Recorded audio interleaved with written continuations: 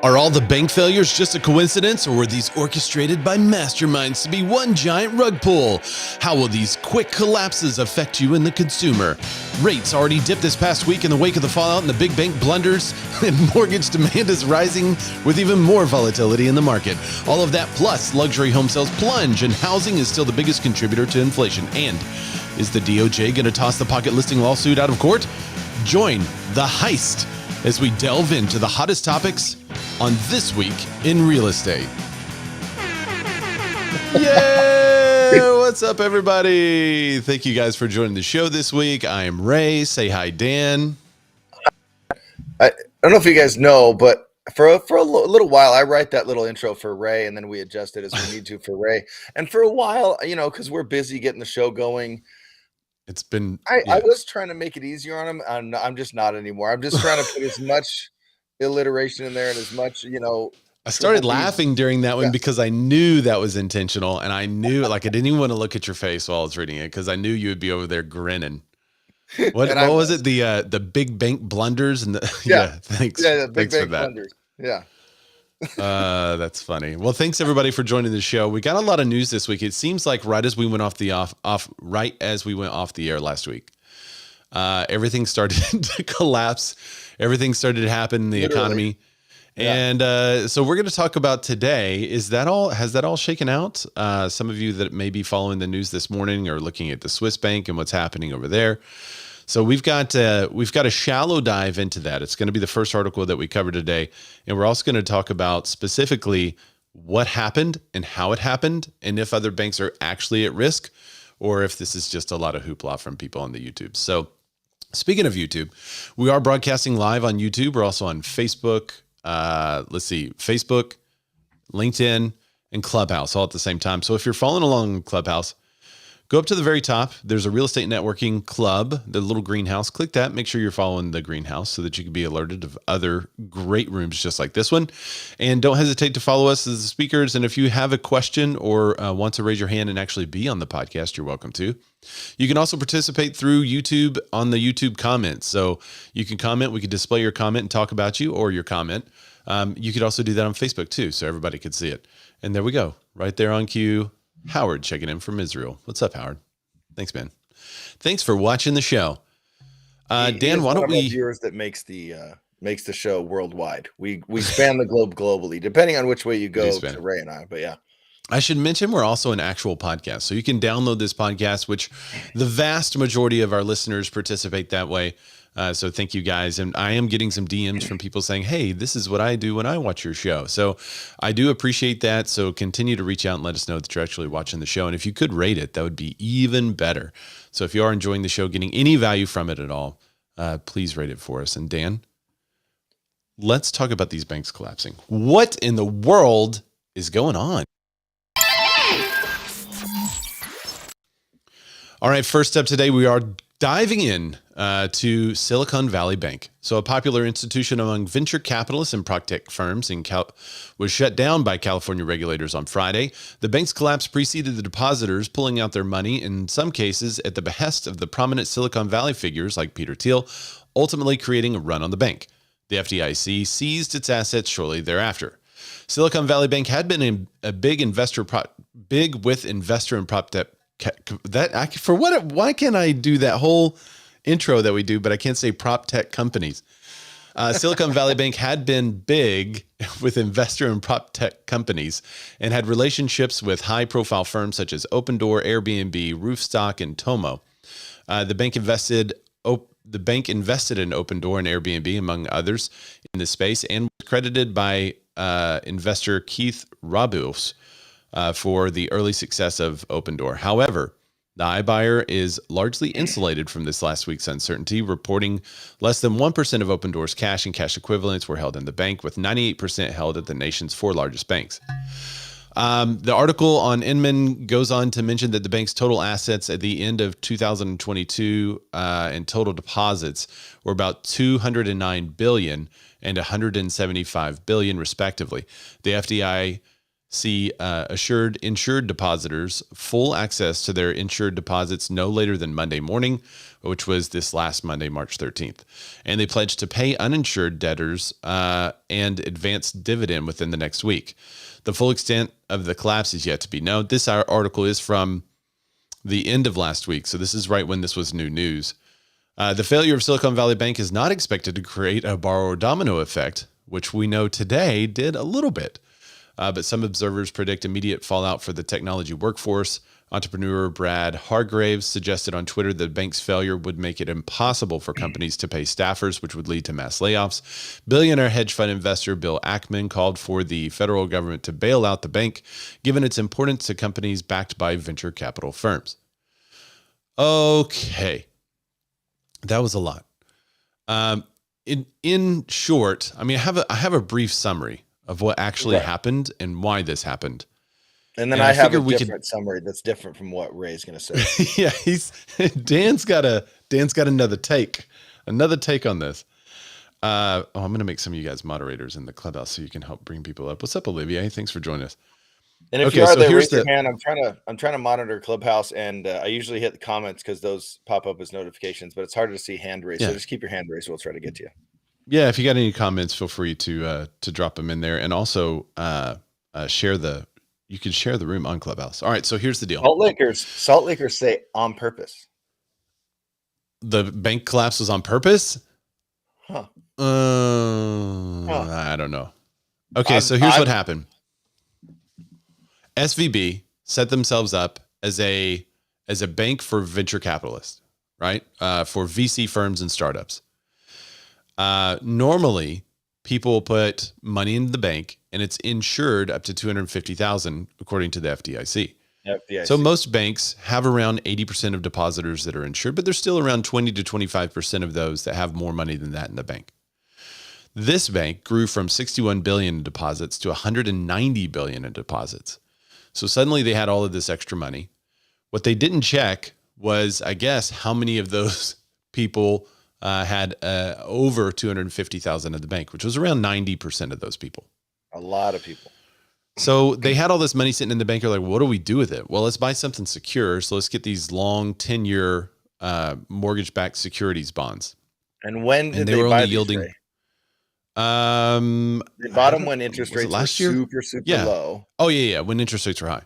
Okay. Right. So they said, we have all these deposits left. Let's buy some mortgage-backed securities. And they were yielding 1.5%, which at the time was good. The deposits started to go down. And so SVB had to sell off some of their bonds to have the cash. And so they took a loss on those sales. Then they announced that they were raising a round of money. So they started a $2 billion round. This spooked some of the mega VCs. When those mega VCs like Peter Thiel and people like that were spooked, they consulted with their clients and companies and people that trusted them and said, you might want to move some money out of that bank because who knows what's going to happen. This created a run on the bank in which they could not catch up. So Signature Bank also collapsed over the weekend. Now, what's interesting is Signature Bank is part, I guess, owned or run by a guy named Barney Frank. Barney Frank created the Frank Dodd regulations on banks. Yeah. Barney Frank lobbied against his own regulation this weekend, but the reason why Signature Bank was attacked by the Fed, they had a run on it. They said they were solvent on Sunday, and the Fed still shut them down because Signature Bank also played in the crypto space. Right. And so the Signature Bank folks think that, well, the only reason we got shut down is because of our holdings in crypto. Yeah. I don't disagree with, but shutting it down seemed, unless most of their assets were in crypto, I guess, maybe. They said they were solvent, and then that happened. So some are saying, well, the Fed would jump the gun on that one. Some said the Fed had to jump the gun on it. So what does that mean for consumers? Well, rates have decreased a little bit. Yeah, which we're going to cover, which is weird because Ray and I talked about this before we went live, and we wanted to deep dive this, but it's more, let's just kind of talk about it as we hit the article and then we honestly we'll couldn't move figure on. out a way to deep dive it, because after How does presenting it? the information that we just talked about, like, I mean, there's not that much left about it. Well, there is. There's a lot more behind it, but it's going to have to be proven. It's going to have to be. It's more conjecture, I guess you could call it. But Conspiracy? for me, well, that's where I'm going. For me, it's a little. I put my tinfoil hat on. With anything with money, I put my tinfoil hat on, because if you follow the money, you're going to find corruption, and there's 100% corruption that went on here. Whether it's proven or whether it's criminal, I don't know. But to me, there's 100%. Allegedly. I have to say allegedly, yeah. Well, I said I don't know, but allegedly criminal, yeah. But part of it, hey, Christina, and we do have comments we're going to come back to, but to me, and Ray, we're talking, well, how does this apply to real estate? And it kind of does, because interest rates scaled back a little bit, and it's really, really funny, really interesting. The headlines say the rates took a nosedive and they fell and they plummeted, but then well, I'm going to cover it in a second, but they went down 0.08%. Like, they didn't go down that much. I'm just curious, and this is not the left side of me saying this, but I'm curious to know if this were 3 years ago with a different president what would those headlines be? Do you know what I'm saying? They're saying that they plummeted, but they barely went down. But I digress. My point is, how does this really affect real estate, and does it affect real estate? I don't know if it will. Is it a canary in the coal mine, though, Ray? That's my question. I don't think so. I think whenever I heard the story, and I looked into it as soon as SVB went down, and I thought, well, this seems like a non-story. There's been a run on this bank individually because of some of the decisions they made at the top. They didn't make the right call. But then you have to wonder, well, how many other banks were in this similar position and didn't make the right call? There's 3 total, by the way, bank. There's another smaller bank that only had about 11 billion in assets. That one is it First Republic. First Republic lost a lot of value, but they're still not. They haven't been. There's one that was closed too. I forget the name of it. It's a smaller one. There was 3. Signature Bank, I know, was closed. If you want to watch a quick video on it, it's about 8 minutes. You can watch CoffeeZilla. I don't know if you guys watch CoffeeZilla. He exposes a lot of scams in the crypto space and just scams in general. But he did a quick video on this one, just breaking it down. Yeah. Yeah, it's pretty good. And some people, Dan mentioned this before the show too, you know, the board, I guess the owners got it. Yeah, I have that right here, by the way. I'm just going to break that down real quick, just so you guys can decide for yourself. Yeah. Ray's going to say that they were scheduled. They are scheduled. They're supposed to be scheduled. So if they weren't scheduled, there's a bigger problem here. But go ahead. Some Daniel. Were, some weren't, but breaking. Now, this is from a Twitter page called Unusual Whales. And if you want info on all of this stuff, and by the way, there's more info on Goldman Sachs buying the bonds that were sold at a very discounted or negotiated rate. That's kind of interesting too. LOL. Go to their Twitter page, Unusual Whales. They cover kind of everything. It also covers how Gavin Newsom, the governor of California, may have had something to do, maybe some invested, interest in SVB for his wineries. Maybe. Just saying. That's also there as well. And it's not partisan. It's bipartisan. It just throws out interesting stuff about numbers and money things that are happening. So anyway, and this tweet is from right when it happened. So March 11th, before the collapse of Silicon Valley Bank, executives sold a lot of their shares. Gregory Becker, the CEO, sold 11% on February 27th. Michael Zucker, the general counsel, 19% on February 5th. Daniel Beck, CFO, sold 32% on February 27th, same day as Gregory Becker. By the way, sold, not got bonuses, not received shares, sold. Michelle Draper, CMO, sold 25% on February 1st. Unusual. So just something to think about, but how does it apply to real estate? I don't know if it does. And I don't even know if our next story is going to say really why it does. Maybe it's just more of a cautionary thing, but interesting for sure. And if you want more about it, there's plenty of info about it on there. You can go out there on the YouTubes and watch it. Yeah, those are supposed to be scheduled. If they weren't scheduled ahead of time, it looks that's bad. And that's going to be a problem. But they also said that employees of SVB got bonuses just before this happened too. So, I mean, those were supposed to be scheduled as well. So we will see. Christina Smallhorn says it does relate because people think that it's the catalyst to the next 2008. They hear mortgage-backed securities and they panic.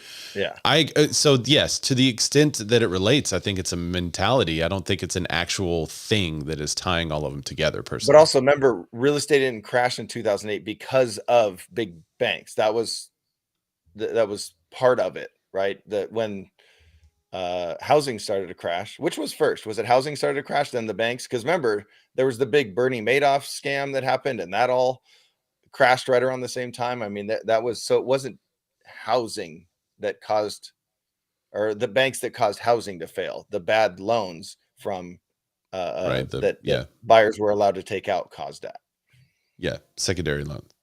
So, all right, Dan. Well, why don't you hit the next story there that has to do a little more with exactly what's happening to the rates in light of this whole SVB situation.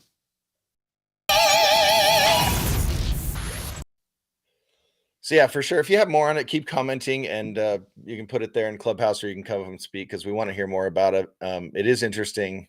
Like Christina said, Christina M. Smallhorn. You have to say her full name, by the way. Christina M. Smallhorn, because it does put a little nugget of fear in your head when you hear something kind of like. She's also on YouTube, so she's just Christina Smallhorn there. It does put a little nugget of fear in there when you hear something. Anything close to 2008 happening, but I digress. So mortgage rates nosedive in fallout from Silicon Valley Bank failure. And this is from Inman.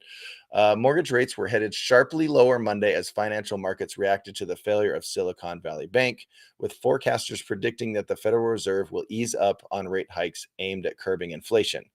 And I don't really think that's why. If you look at I think it's the CPI or CMI, I forget which one, Ray, but inflation was predicted to be 6% and it's at 6%. So I don't know if these banks failing is why interest rates are going down. I don't know why. So in an ironic twist, mortgage rates are nosediving because investors seeking a safe place to park their money in the wake of SVB's failure are piling into the same investments that got the bank into trouble: long-term treasuries and mortgage-backed securities. And what is it? It's in the comments there. When the yield goes up, interest rates go down. And so I think it's the opposite, right? Yields on 10-year treasuries, a useful indicator of where mortgage rates are headed, plummeted Friday and Monday, hitting levels not seen since January. When demand for bonds is high, their value goes up, pushing down yields. There you go. It's got a little info on yields on 10-year notes, which were above 4% on Thursday, dipped as low as 3.42% on Monday. And were assured by the governor's move to contain the fallout from the failures of the Santa Clara, California-based SVB. So in the hopes of preventing runs at other banks, federal regulators on Sunday announced a systemic risk exception. This is where I go down another rabbit hole, but we don't need to do that on the show today. That will, quote unquote, fully protect all depositors at SVP and Signature Bank, including those with more than $250,000 maximum insured by the FDIC.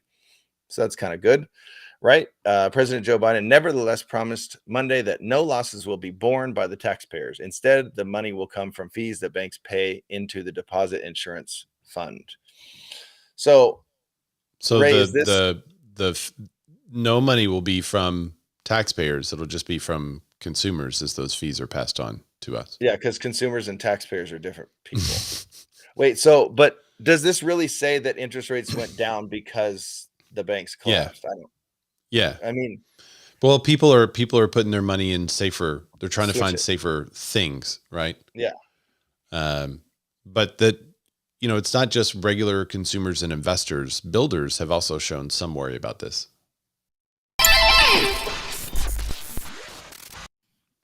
I really hope that's doing better on y'all's end, because on mine it's kind of choppy for some reason. So hopefully audio and everything's good. All right. So U.S. housing market has been facing several challenges lately, including high volatile mortgage rates, rising home prices, unchecked inflation, and supply chain disruptions caused by the pandemic. Despite these changes, home builders around the country are starting to feel better about their business. According to the National Association of Home Builders Wells Fargo Housing Market Index, a monthly gauge of builder confidence in the market for newly built single-family homes, builder sentiment rose 2 points in March to 44. This marks the third straight monthly increase in builder sentiment. While the increase may seem surprising given the current state of the market and a bank failure. It is important to note that anything above 50 is considered positive. The index stood at 79 in March of last year when mortgage rates were significantly lower. Builders are reporting strong pent-up demand as buyers wait for interest rates to drop and turn more to the new home market due to the shortage of existing inventory. Of the index's 3 components, the current sales conditions rose 2 points to 49. Buyer traffic rose 3 points to 31. Sales expectations in the next 6 months, however, fell 1 point to 47. That's it, 1 point. So NAHB Chairman Alicia Huey, a custom home builder from Birmingham, Alabama, said in a release, even as builders continue to deal with stubbornly high construction costs and material supply chain disruptions, they continue to report strong pent-up demand as buyers are waiting for interest rates to drop and turning to more new home market due to the shortage of existing inventory. But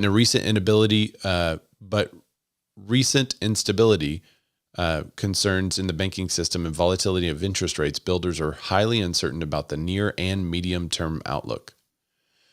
Robert Dietz, NAHB's chief economist, noted that the cost of availability of housing inventory remains a critical constraint for prospective home buyers. 40% of builders in the March sentiment survey currently characterized the lot availability as poor. Let's see if there's any other. I think that's about it on that one. So in conclusion, while the housing market is still facing challenges, including high volatile mortgage rates, rising home prices, unchecked inflation, supply chain disruptions, the increase in builder sentiment suggests that there's still hope for the industry. However, changes remain, including the cost and availability of housing inventory. So it's still inventory is one of the huge issues. Affordability is the other one. But builders are starting to feel better about the whole situation, just not the increase in sales over the last 6 months. That did not go up, but the increase in buyer traffic did, and there's some other positives. So they cite the number one problem is lots. Well, they need some places to build. Well, and having the future sales only go down 1 point is not that bad. It's kind of a wash. So I would say it's positive. I feel like builders are seeing that we need inventory and they're thinking ahead. Remember, I've been saying that they're way behind on all this stuff, which they still are, obviously, but I feel like they're trying to be ahead of the game, even though instead of just shutting down and go, well, interest rates are high, we're not going to build much right now. I feel like they're ahead of the curve. Right. I feel like that. They could be more so. We're still like, what, 1.5, 2 million houses short, something crazy like that. Really, so I think they could be more so. Yeah.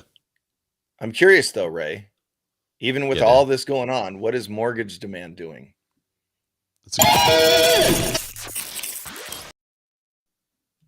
Man, we are getting good at that, buddy.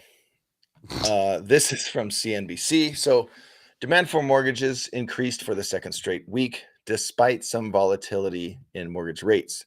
Total application volume rose 6.5% last week compared to the previous week, according to the Mortgage Bankers Association's seasonally adjusted index. The average contract interest rate for 30-year fixed rate mortgages with conforming loan balances decreased. You ready for the big number? To 6.71% from 6.79%.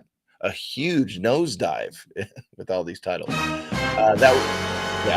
Exactly. That was the average, but mortgage rates were largely higher for most of the week before dropping sharply Friday on news of the SVB failure. So next week, I would expect them to be even lower. Despite rates being higher, mortgage applications to purchase a home rose 7% for the week, which is a pretty big jump, but we're still 38% lower than the same week a year ago. Home buying basically stalled in early February after rates rose about a full percentage point, but buyers seem to be coming back now, perhaps because they are concerned rates will go even higher. Applications to refinance a home increased 5% from the prior week, but were 74% lower than 1 year ago. So there's good activity going out there if you're working on the buy side.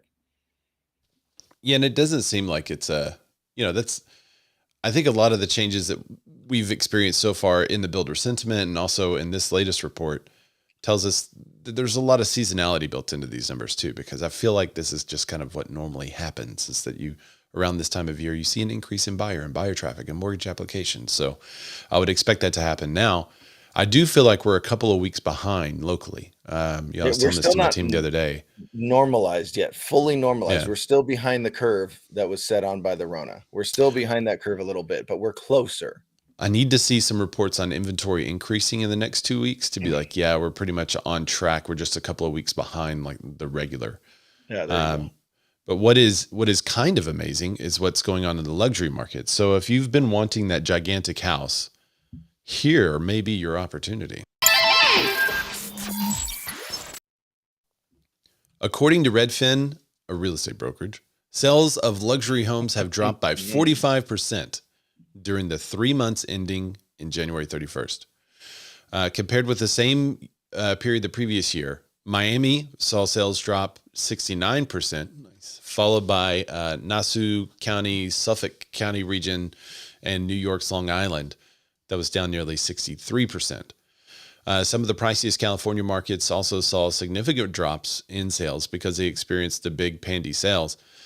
Sales of non-luxury homes were down about 38% during that period. The report shows that the housing market is taking a hard hit from higher home mortgages, and luxury home sales are seeing the worst of it. While not all luxury buyers use mortgages, they are affected by the broader economy, more specifically the stock market. Volatility in financial markets are therefore having an outsized impact on the luxury real estate market. One of the silver linings for luxury buyers is that their market competition is still sparse, and jumbo loans now often have lower mortgage rates than other loan types. Wealthy house hunters are also frequently offered additional rate discounts from their banks as a perk of being a strong, stable client. Chin Zhao, Redfin economist and research lead, said, quote, "The silver lining for luxury buyers who are still in the market is that competition is sparse and jumbo loans now often have lower mortgage rates." Oh, I just read that. I just didn't read it as a quote the first time. Sorry. The lack of supply has pushed luxury homes higher, luxury home prices higher, with the median price up 9% compared with the same week of previous year. To 1.09 million. Luxury prices hit an all-time high of 1.1 million in the spring of last year. However, supply is rising. Inventory is up 7% year over year. It's the largest increase since 2015. New listings are down 22%, indicating that supply is higher because homes are sitting longer. And what do we know about homes sitting longer? That's where you can find a good deal. Yeah. So I would anticipate a decline or a leveling in the luxury market pricing for a while. Because if you do have a lot of inventory that's sitting, then you're going to get some lower offers. So that's going to decrease the listing prices of some of these homes over time. So, well, and it's just not as crazy as it was in 2020 and 2021 when I was working the LA areas, when I had buyers there. I mean, we were looking at houses that were listed at 800, 899, 999, but they would actually be worth 1.5, 1.6 million. Now, yeah. It was a listing strategy, right? List really, really low, but we were offering. I mean, the biggest I wrote over asking was 800 grand, and it wasn't, against comps. That's what the comps dictated. There were plenty of houses, but they listed it extremely low to get an extreme amount of buyers through those houses, and they did. It really worked, and then they ended up, kind of. The market figured itself out, but it's just not like that anymore. So now you're going to see the opposite. Something's listed at 1.1, people are going to start offering 900, right? I remember when our area had an 18-month supply of luxury homes, 18 months. And there were huge price discounts and all that. And we were telling people like, hey, if the price is not compelling, the home's not selling, which is a quote I borrowed from Steve Harney. And that's exactly what was happening. But one of the reasons why is because the people that were wanting to buy the luxury homes had to sell their home first. And they couldn't sell their home first because they would have to sell it at a compelling price point as well. So it's that reverse domino. We may start seeing that reverse domino effect again, to where luxury home prices come to a point where they're so attractive. Like I can't stand not buying that home. I need to go figure out a way to buy this property because it's so great. It'd be so great for me and my family. We need to go get that one and then worry about selling ours. Yeah, I've made so much money in the last 3 years. It would be dumb Owning now a bank. that house has dipped down into my more comfortable price range. It would be dumb for me not to sell this one and buy that one. Christina Smallhorn says plenty of McMansions. Yeah. Yep. Olivier says that in his area, they're on track for 75,000 transactions province wise versus 121,000 in 2021 and 95,000 in 2022. But what can you look back at 2019, Olivier, and see what it was during that time period? I'm just curious. And also, what is your agent count? If there's a that's the biggest stat I'm looking at right now in all of these different states. I have all the info. You have, okay. What go. was it? What was it? Oh wait, you know what I haven't done yet is I haven't displayed Clubhouse on the screen so you guys can see Clubhouse. There you go. I'll do that as you're sharing with us, Olivier. So what is it in 2019? Well, I'll tell you, we're going to 2014 level of transaction. And right now we're at about 16,500 agents. And while I'm talking to you, I am going to get those stats out. But our renewal for permit is May 1st. So that we're expecting maybe 1,500 to 2,000 agents to leave. And in 2019, I'm actually opening the PDF. It's only 1,800 pages. We had in 2019 we had 102,000 sales. In 2018 we had 92,000 sales. Okay. So we're going lower than that. We're going to our lows, which were 2014, 2015. My stats go as far back as 2011, so I can't go further back than that. Interesting. Okay. And the Clubhouse website is not working like it was. So yeah, because you have less agents than transactions. Here in California, we have more agents than transactions. Yeah, but still, I mean, you're talking about 5 sides of transaction per agent, and the average price in the province is about 400,000. So you're basically not making a living if you're making the average. Good grief. Right. Sorry, I hit my cough button. Well, thanks for the Canadian market update. I don't want to go. Well, I'll have to do it after the show, but I'm definitely going to run numbers in our own area now. But Dan, what does that mean for the U.S.? Talk to me about inflation. Talk to me about housing. Right now. Right. So I think we covered this a little bit, but housing is still the biggest contributor as inflation slowed its pace in February. And then this is another article from Inman. So the measure for consumer inflation showed signs of cooling in February, but remained stubbornly high. That you could also call me that. I'm stubbornly high every day. With housing again singled out as the biggest factor, according to data released Tuesday by the U.S. Bureau of Labor Statistics. The consumer price index jumped 6% yearly and rose 0.4% in February. The all items index, which is called a measure of goods and services paid for by consumers, logged a 6% annual hike and a 0.5% monthly uptick, with housing accounting for 70% of all items increases. That's what the data shows. The 6% all items increase was the slowest increase posted in that category since September of 2021, signaling that inflation is still easing, but growing significantly faster than the Federal Reserve's 2% target.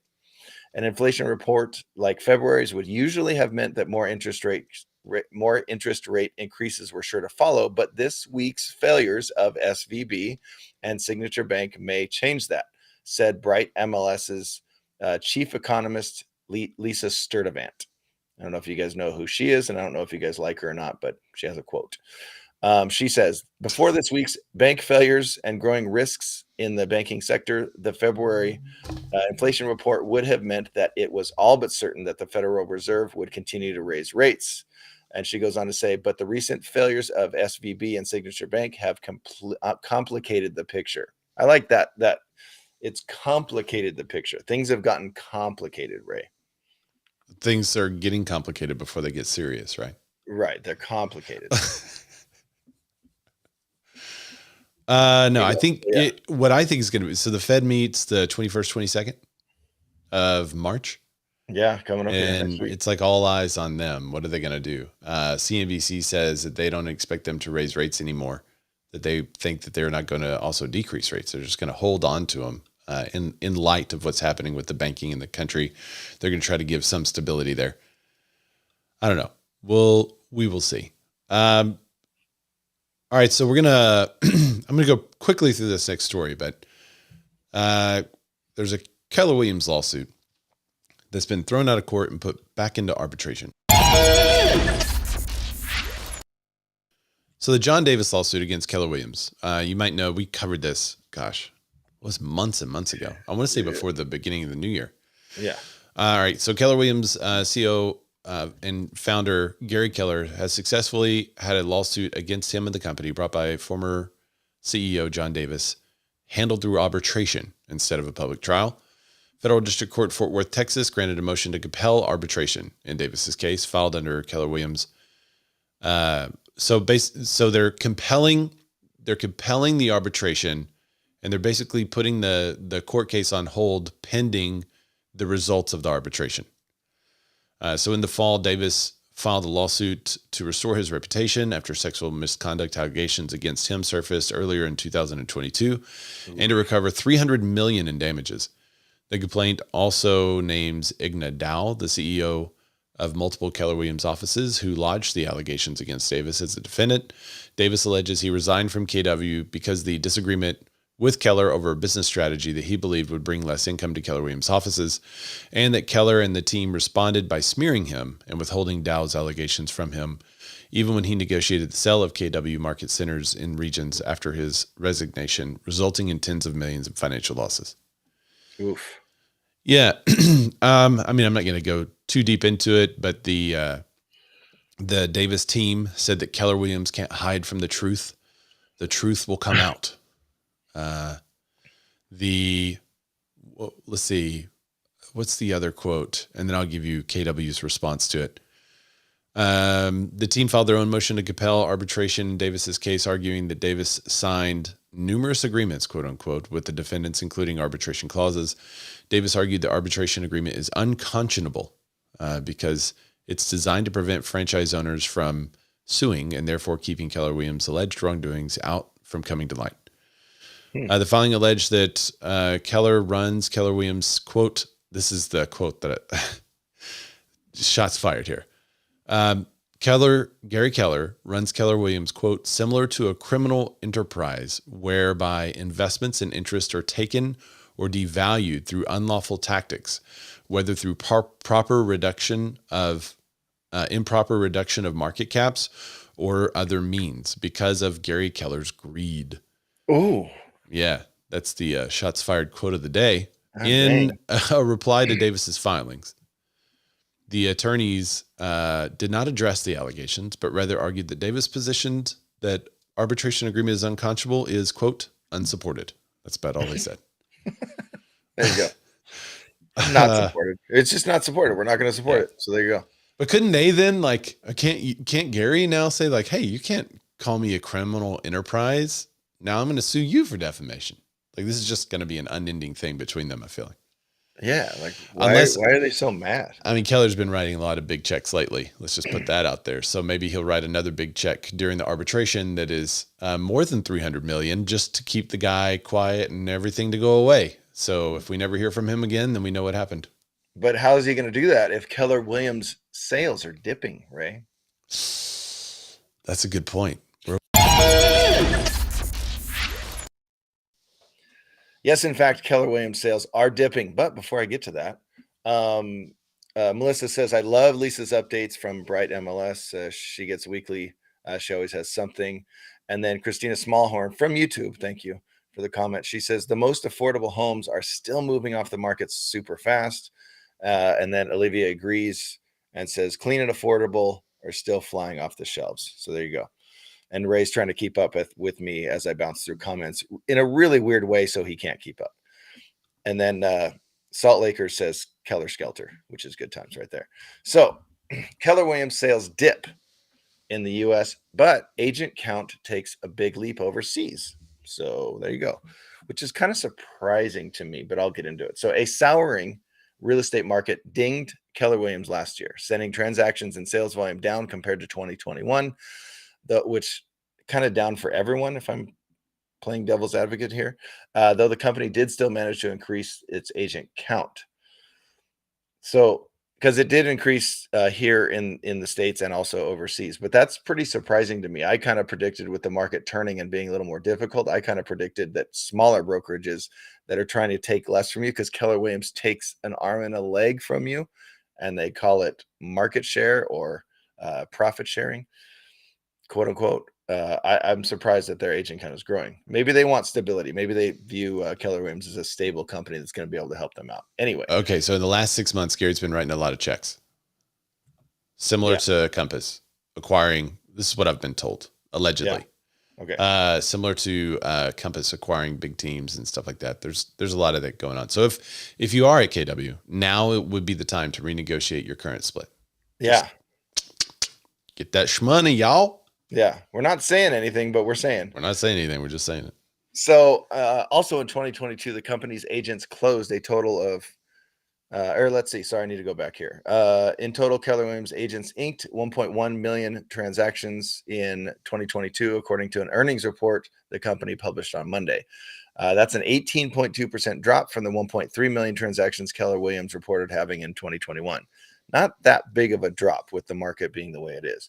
Also in 2022, the company's agents closed a total of about 473 billion in sales volume, down 12.5% compared to 532 billion in 2021. So this is important to note for me on these earnings report, but also with them writing a lot of checks and going through lawsuits and things. Keller Williams is not a publicly traded company, and therefore not subject to the reporting rules that apply to firms such as Anywhere, Compass, Remax, and others. So do they have to abide by the same rules, or do they just not report their losses? Because that's the big one. I would like to know their losses. So the company does release quarterly earning reports, but those reports do not include metrics such as revenue and net profits or losses, which are key parts of the reports from publicly traded enterprises. And remember, in the past few weeks, we've covered all those Q4 reports by big real estate companies and iBuying that has just loss on top of loss. So I'd be curious to know what their report is. Yeah, if they're looking a little bit better, a little more solvent. Yeah, and maybe it's because of their more traditional model. I don't know. In Monday's report, Keller Williams President Marking acknowledged the tougher market conditions that led to declining transactions and sale volume, saying that closing out 2022, it's clear that taking a new listing is harder than ever. Duh. Thanks, buddy. That's what I would say if you were my president. Thanks, dude. Thanks for telling me it's hard to get a listing right now, man. You're the best. And then it goes on to say transaction volume were down, blah, blah, blah.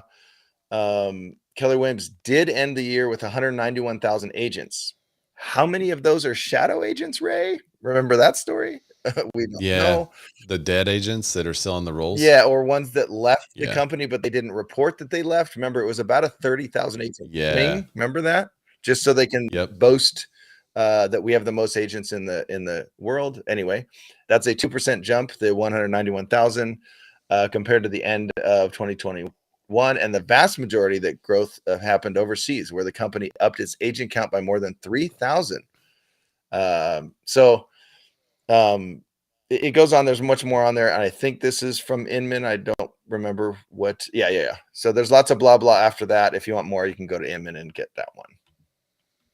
Yeah. Speaking of regrets.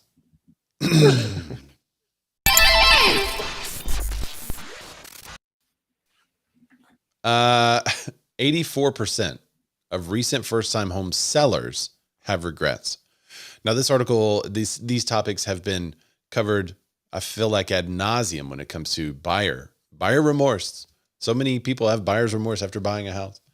This one is seller's remorse.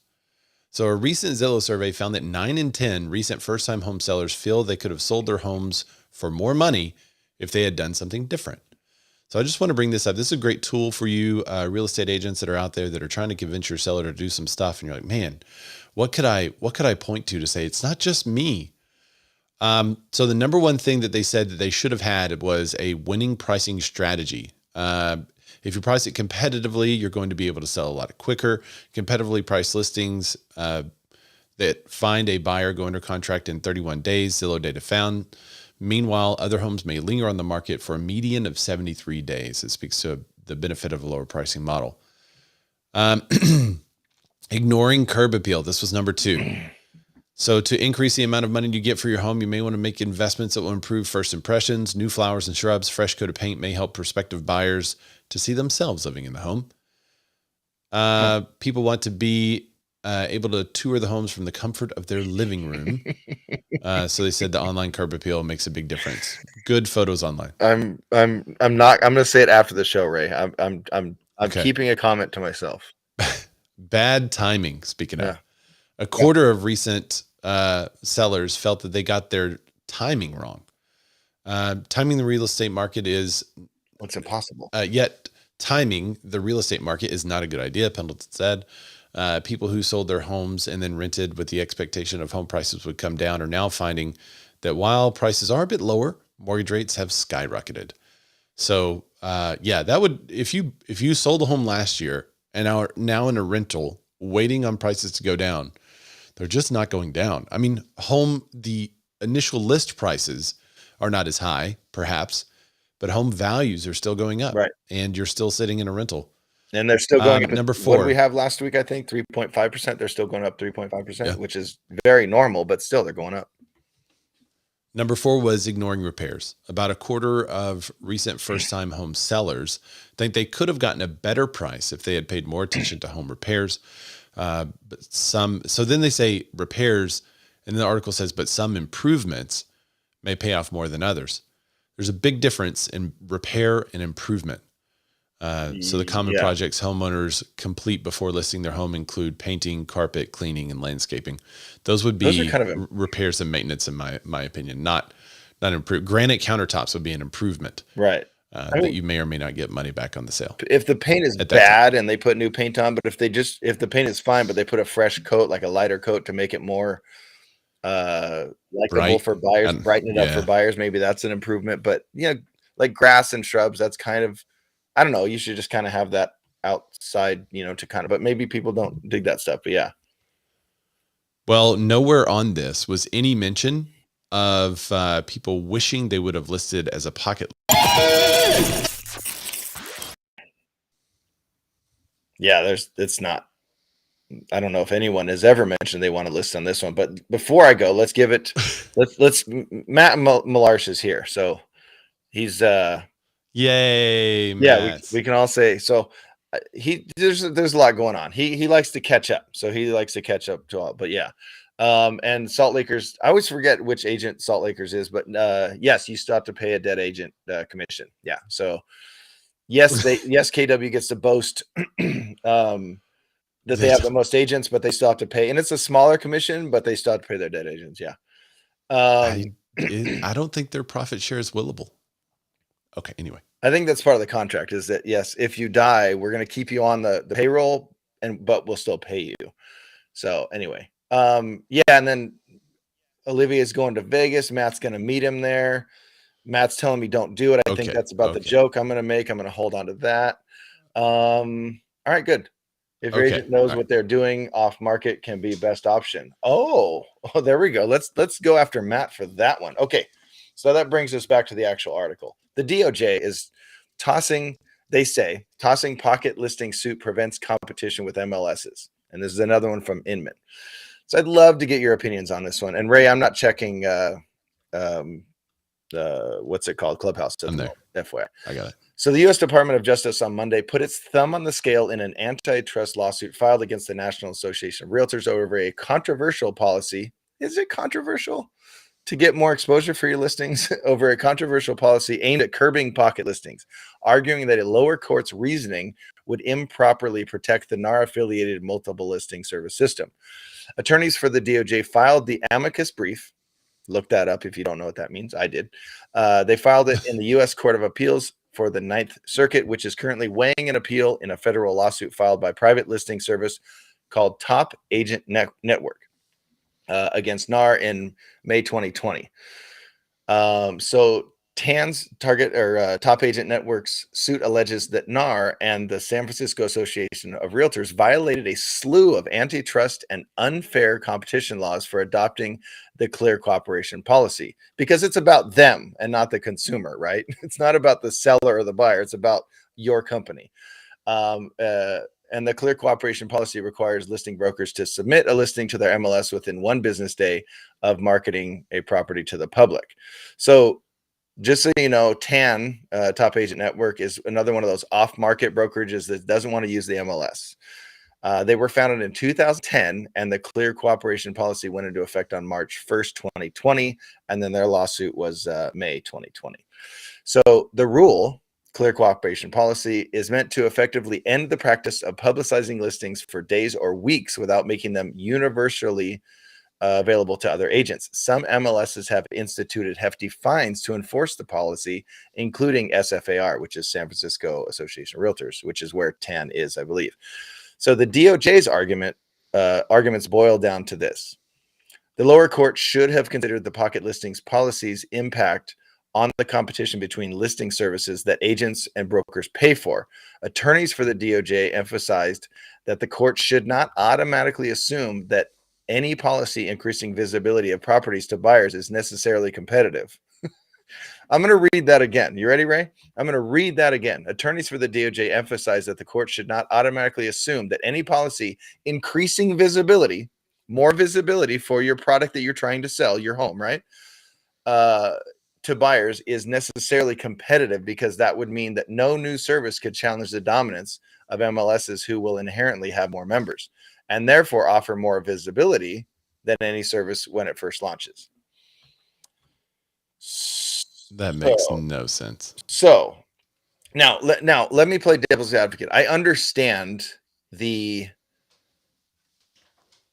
part about, you know, if you're a smaller brokerage trying to do something different than NAR, trying to get away from an MLS because it's a broken system, you don't like it, it doesn't really work, it makes me pay dues I don't want to pay, and I'm trying to do my own thing, and I'm trying to drive a bunch of traffic to my website. Technically, it's not a pocket listing. I'm putting it out to the world. It's on a website. Right. Anyone can see it. It's out a pocket listing, way out of your pocket. A pocket listing, Ray, is when you just hold it and you advertise it to your buyers, or you put it up on the board in your local Keller Williams, and then you go. Now that's currently allowed. What? That you can do. Yeah, that's the rabbit hole, or the hole it created. Remember? Yeah. Okay. Yeah. We don't want any pocket listings at all. The only thing we want are actual pocket listings that don't get publicly marketed, but are only held within. I mean, it's so stupid. Yeah. So we have here, I don't know if it's national, but we have here in California that you can have a seller exclusion. So you can put any date you want on there, and you can put in there that you're going to market it. So you can effectively get a pocket listing. Yep. But I do that. I usually put it 2 or 3 weeks out, just because you got to get the property ready, take pictures, videos, blah, blah, blah, on the run up. And then you want to be able to promote it for the open house for about a week and a half.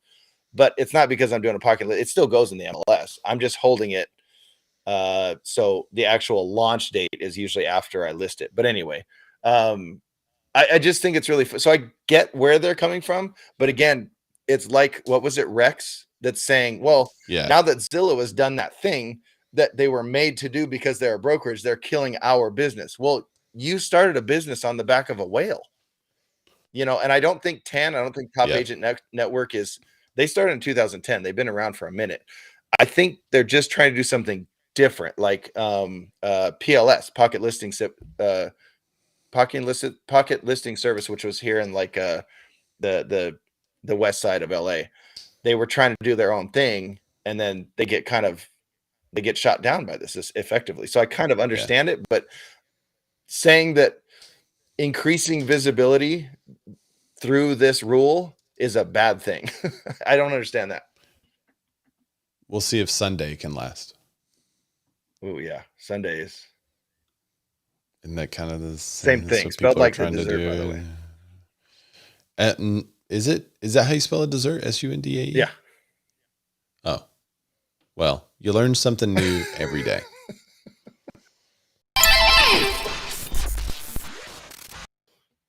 All right, let's talk about rent growth. Got a nice chart on this one, actually. Let me do this and this. There it is. Okay, so Redfin is reporting that the median U.S. asking rent has risen just 1.7% from a year ago, marking the smallest gain since May of 2021. There's also, what's the other number on here? The report indicates that rent growth has slowed due to persistently high housing cost, inflation, recession fears, and a slowdown of housing formation, which has made people less likely to move, thus reducing demand for new leases. So I just wanted to mention this really quick. You can read the full report on Redfin, but this may impact you if you're an investor. You're just seeing a decrease. Oh, let me scroll that a little bit. There you go.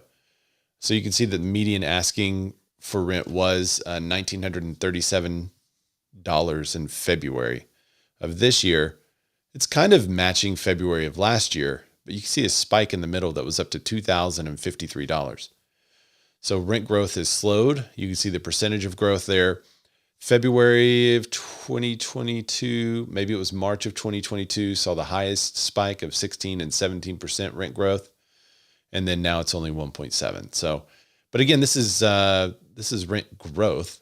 But you can see the actual prices are down too. So I thought this was interesting. That's it. Taylor Marr, Redfin's, oops, sorry, Dan, I put you on blast a little bit. Taylor Marr, Redfin's deputy chief economist, states that landlords are slowing down rent increases as they grapple with the rise in vacancies caused by the influx of new apartments entering the market, slow demand. Yeah, there has been a huge increase in multifam. So Yeah. there you go. We'll see what happens from there. Well, Dan, We did it, Ray. we did it. We did it. Sorry, Good job, buddy. had to find the button. We did it. Good job, buddy. So we did a show in less than an hour at 56 minutes Good and job. 29 This seconds. one's going to take off. It's going to be viral, boys. It's going to be viral. Let's go. Thanks everybody for joining us. Dan, tell everybody where they can find you real quick. DLEDWIGROCKS, YouTube, Instagram. Ray, where can they find you? Ray Zorback, RayZorback, everywhere good Razorbacks are sold. We appreciate you. Everyone enjoy the March Madness. We will see you next week. Love you guys.